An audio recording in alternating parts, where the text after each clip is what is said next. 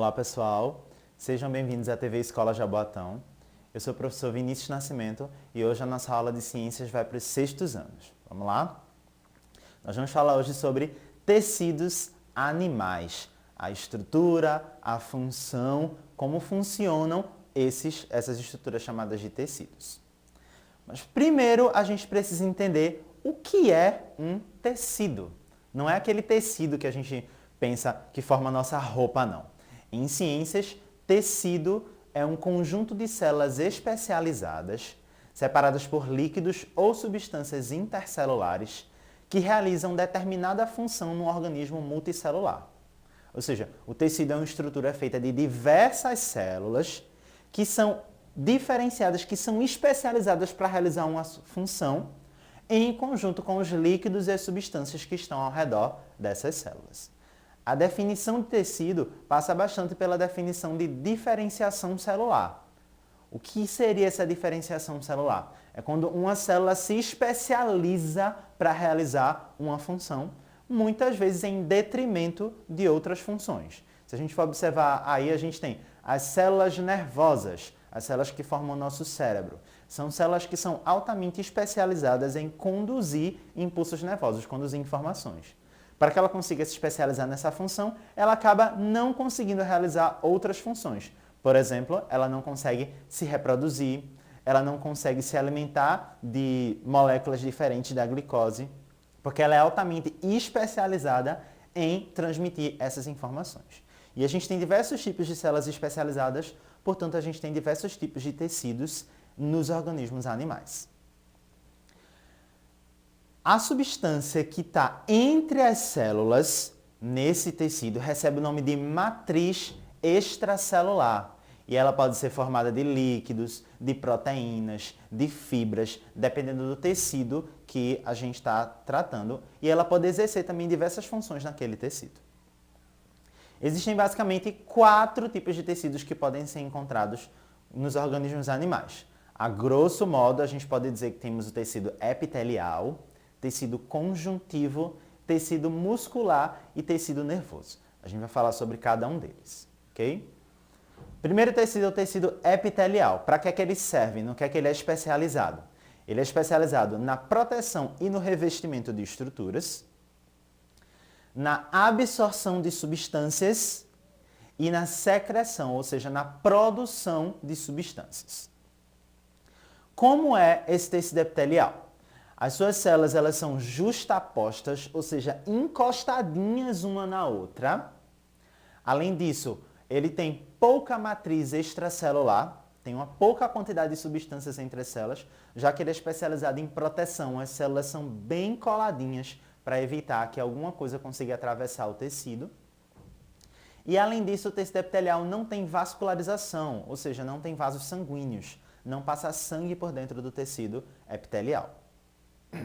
A gente costuma dividir esse tecido em 2 tipos, que é o tecido epitelial de revestimento, que é aquele especializado de fato em revestir estruturas, e o tecido epitelial glandular, que é aquele especializado em produzir substâncias. É o tecido epitelial glandular que forma as glândulas do nosso organismo. As células do tecido epitelial podem ter formas diferentes e estruturas diferentes. Elas podem ser achatadas, que a gente chama de pavimentoso, podem ter formato de cubo, podem ter formato cilíndrico e pode ter uma ou mais camadas de células. A gente tem como exemplo aí, ó, o endotélio, que é a superfície que reveste internamente os vasos sanguíneos, que é um tipo de epitélio pavimentoso, ou seja, achatado, simples, de uma única camada. A pele, onde as células também são achatadas, mas são várias camadas. O ovário, onde as células têm formato de cubo, com uma única camada. A conjuntiva do olho, onde eu tenho várias camadas de células em formato de cubo. O estômago, onde eu tenho uma única camada de células em formato de cilindro, também chamada de prismático. E a uretra, onde eu tenho essas células em formato de cilindro, só que mais de uma camada. A gente também vai encontrar tecido epitelial em todas as glândulas do nosso corpo. Vai ser aquele tecido epitelial glandular, o tipo específico. Na hipófise, que fica no nosso cérebro, no pâncreas, nos testículos e no ovário, na tireoide, essa glândula que fica aqui, é formada de tecido, principalmente tecido epitelial glandular, especializado em secretar substâncias. O segundo tipo de tecido que a gente tem aqui é o tecido conjuntivo. Quais são as características do tecido conjuntivo? Primeiro, ele tem células bastante diversificadas, são vários tipos de células que formam aquele tecido. A quantidade de matriz extracelular é grande, tem muita matriz. E dentro dessa matriz existe uma grande quantidade de fibras que vão executar diversas funções dependendo do tipo de tecido conjuntivo. Existem 5 tipos diferentes de tecido conjuntivo. A gente tem o tecido adiposo, o tecido conjuntivo propriamente dito, o tecido sanguíneo, o tecido cartilaginoso e o tecido ósseo. Vamos ver um pouquinho sobre cada um deles. O tecido conjuntivo propriamente dito, ele vai ter algumas funções como a sustentação de outras estruturas, a alimentação de outras estruturas, por exemplo, o tecido epitelial, que não tem vasos sanguíneos, ele precisa ser alimentado por um tecido conjuntivo propriamente dito. Ele também vai fazer a limpeza de outras estruturas, a proteção de outros tecidos. Então, o tecido conjuntivo propriamente dito, ele vai basicamente auxiliar outros tecidos. Se a gente for aqui no tecido adiposo, que é a gordura que forma o nosso corpo, ele tem a função de reserva energética, guardar energia sob a forma de gordura, isolante térmico, manter a temperatura, amortecimento de impacto, que são as funções básicas do tecido adiposo. No caso do tecido cartilaginoso, ele tem também a função de sustentação. Ele forma a cartilagem, que forma aqui a nossa orelha, a ponta do nosso nariz e as nossas articulações. Então, ele vai sustentar estruturas, vai amortecer, já que ele é flexível, dá a função de resistência das estruturas, porém com flexibilidade. Diferente do osso. O osso também tem funções semelhantes ao tecido cartilaginoso, só que ele não é flexível. Então, a gente pode ver que ele também tem função de sustentação, também vai ter função de proteção de estruturas, dá suporte a outras estruturas do organismo e o armazenamento de sais minerais. Os nossos ossos são repletos de sais de cálcio, de carbono, que mantêm a sua rigidez e onde eles são armazenados.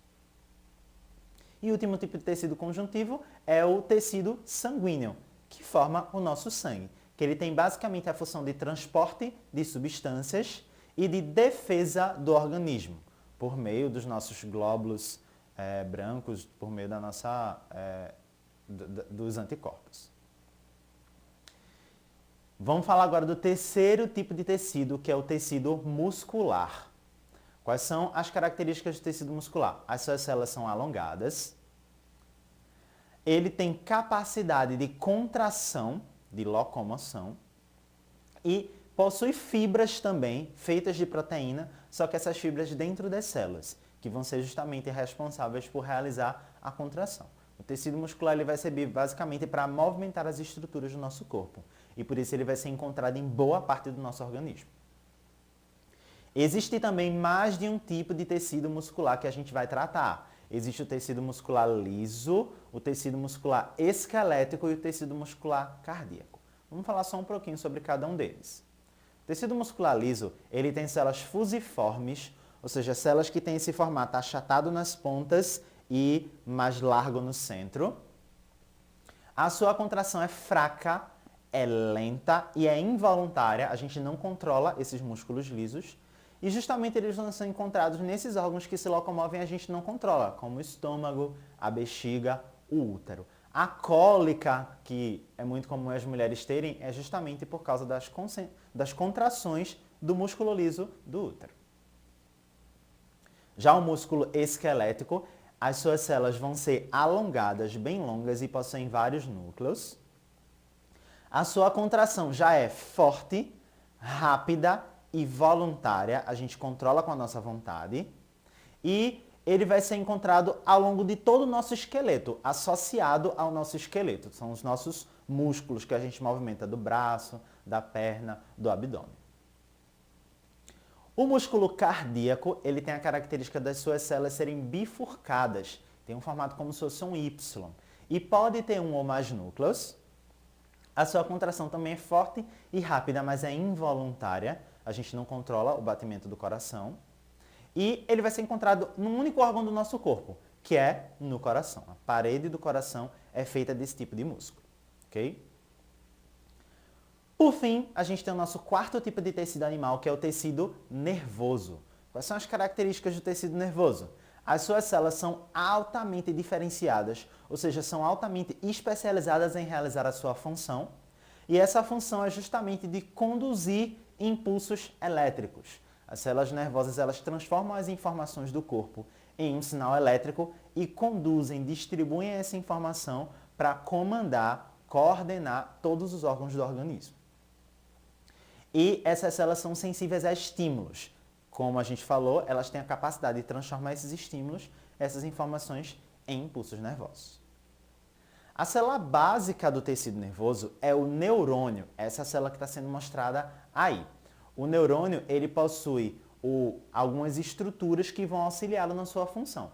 Tem, por exemplo, o dendrito, que ele vai receber as informações, o corpo celular, que ele vai processar a informação, e o axônio, que vai transmitir essas informações. Então, pessoal, sabendo de tudo isso, todos esses tecidos animais, eu tenho aqui um desafio para vocês. Eu quero que você pesquise e anote no seu caderno quais são os tecidos que formam a pele, ok? Então é isso aí, pessoal. Bom estudo e até a próxima.